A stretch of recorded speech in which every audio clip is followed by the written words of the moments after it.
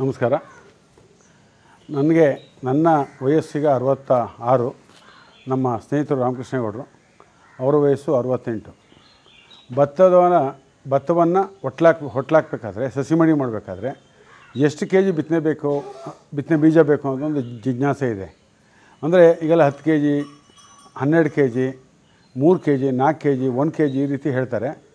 ನಾವೆಲ್ಲ ಬಾಲ್ಯದಲ್ಲಿ ಇದ್ದಂಥ ಸಂದರ್ಭದಲ್ಲಿ ಸಾಮಾನ್ಯವಾಗಿ ನಾವೆಲ್ಲ ಒಂದು ಕುಂಟೆಗೆ 1 ಸೇರಿನಂತೆ ಐಗಳ ಭತ್ತ ಹಾಕಬೇಕು ಅನ್ನೋ ಒಂದು ಕಾನ್ಸೆಪ್ಟ್ ಇತ್ತು. ಅದರ ಬಗ್ಗೆ ರಾಮಕೃಷ್ಣೇಗೌಡರು ಹೇಳಬೇಕು. ನಮಸ್ಕಾರ, ನನ್ನ ಹೆಸರು ರಾಮಕೃಷ್ಣ ಅಂತ. ನಾನು ಸುಮಾರು 20 ವರ್ಷ ನನ್ನ ವಯಸ್ಸಲ್ಲೇ ವ್ಯವಸಾಯಕ್ಕೆ ಬಂದೆ. ಅವತ್ತೆಲ್ಲ ಈ ಹೈಬ್ರಿಡ್ ಭತ್ತ ಅದು ಇದು ಅಂತ ಏನೂ ಇರಲಿಲ್ಲ. ನಮ್ಮ ನಾಟಿ ತಳಿ ಏನಿತ್ತು ಅವೇ ತಳಿಗಳಿದ್ದಿತ್ತು.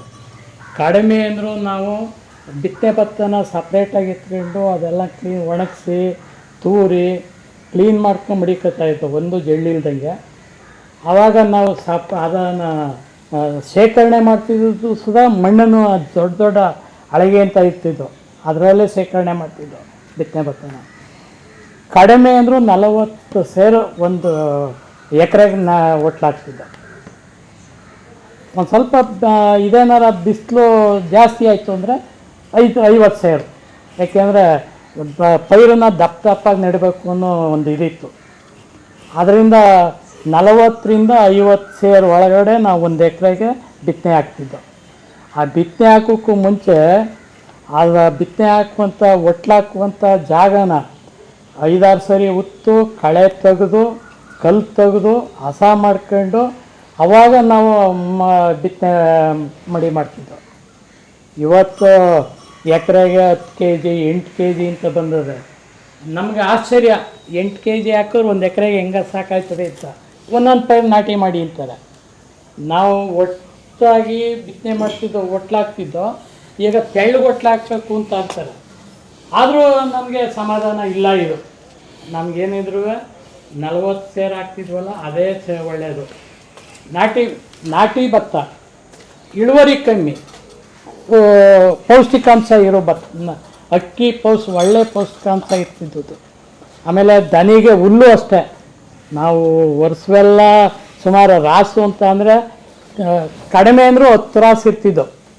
ಹಸು ಕರು ಎತ್ತು ಎಲ್ಲ ಸೇರಿ ಒಂದು ಮನೆಯಲ್ಲಿ 10 ರಾಸು ಇರ್ತಿದ್ದವು.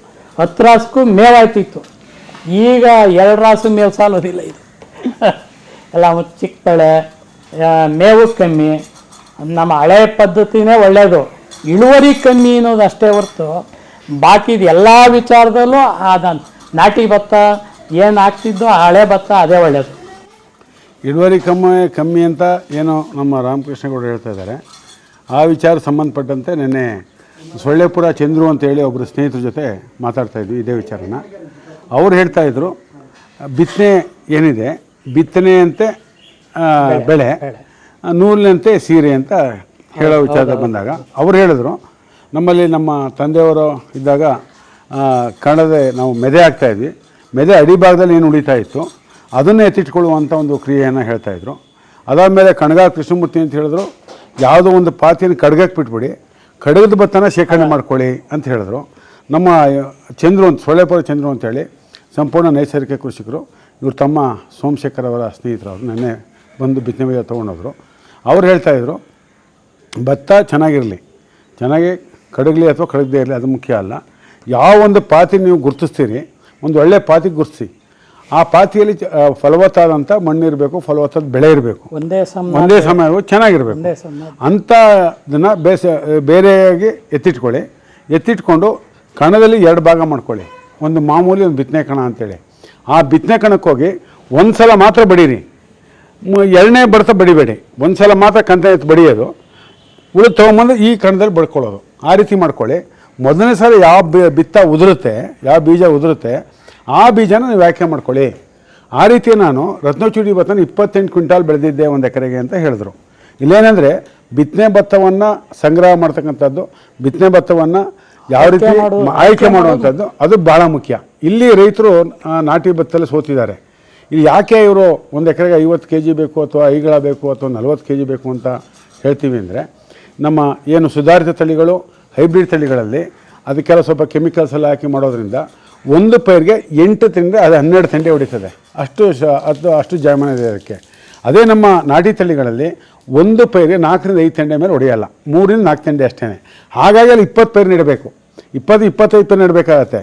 ಅದೇನೇ ನಮ್ಮ ಏನು ಈ ಸುಧಾರಿತ ಮತ್ತು ಹೈಬ್ರಿಡ್ ತಳಿಗಳಲ್ಲಿ 2 ಪೈರು ನೆಟ್ಟರೆ 3 ಪೈರು ನೆಟ್ಟರೆ ಸಾಕು.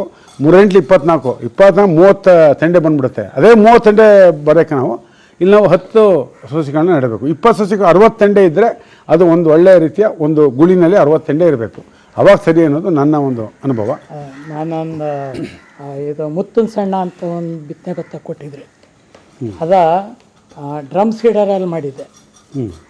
ಒಂದೊಂದು ತೆಂಡೆನಲ್ಲಿ 60 ಪೈರಿದ್ದು. ಡ್ರಮ್ ಸೀಡರ್ ಒಂದು ಬೀಜ, ಡ್ರಮ್ ಸೀಡರ್ ಒಂದೇ ಬೀಜ, ಅದರಲ್ಲಿ 60 ಸಸಿಗಳಿದ್ದು. ಅದು ಏನಾಯ್ತದೆ ಅಂತ ಅಂದರೆ ನಾವು ಸ್ಪ್ರೆಡ್ ಹಾಕೋಕ್ಕೆ ಜಾಗ ಕೊಡಬೇಕು, ಆಮೇಲೆ ವೀಡಿಂಗ್ ಮಾಡಬೇಕು, ಅದು ಮಧ್ಯ ಬೇರಿಗೆ ಗಾಳಿ ಹೋಗ್ಬೇಕು. ನಮಗೆ ಆಳುಗಳದ್ದು ಹಿಂಸೆ. ಆಮೇಲೆ ನಾಟಿ ಮಾಡೋಕ್ಕೆ ಸಕಾಲದಲ್ಲಿ ಆಳುಗಳು ಸಿಕ್ಕೋದಿಲ್ಲ. ಅವ್ರು ಹೇಳ್ತಾರೆ ಒಂದು ಯಾವುದೇ ತಳಿ ಆಗಲಿ, ಯಾವ್ದು ನಾಟಿ ಆಗಲಿ, ಹೈಬ್ರಿಡ್ ಆಗಲಿ 18ರಿಂದ 22 ದಿವಸದಲ್ಲಿ ನಾಟಿ ಮಾಡಬೇಕು. ಆ ಟೈಮಲ್ಲಿ ನಮಗೆ ನಾಟಿ ಆಗಿಲ್ಲ. ಅದೊಂದು ನಾವು ಮೇಯ್ನ್ ಪ್ರಾಬ್ಲಮ್ ಅಂದರೆ ನಾಟಿ ಆಳೊಂದು. ಆ ಡ್ರಮ್ ಸೀಡರ್ ಮಾಡಿದಾಗ ಇಡೀ ಕಾಯ್ತಿರಲಿಲ್ಲ ಒಂದೊಂದು ತೆಂಡೆನ, ಅಷ್ಟು ಚೆನ್ನಾಗಿ ಬಂದಿತ್ತು. ಹಾಗೆ ಇಲ್ಲಿ ಹೊಸ ಇದನ್ನು ನಾವು ಕಂಡುಹಿಡ್ಕೊಂಡ್ರೆ ನಾಟಿ ತಳಿಯೂ ಸಹ ನಾವು ಉತ್ತಮವಾದಂಥ ಇಳುವರಿಯನ್ನು ತೊಗೊಳಕ್ಕೆ ಸಾಧ್ಯ. ಹೌದು. ನಮಸ್ಕಾರ.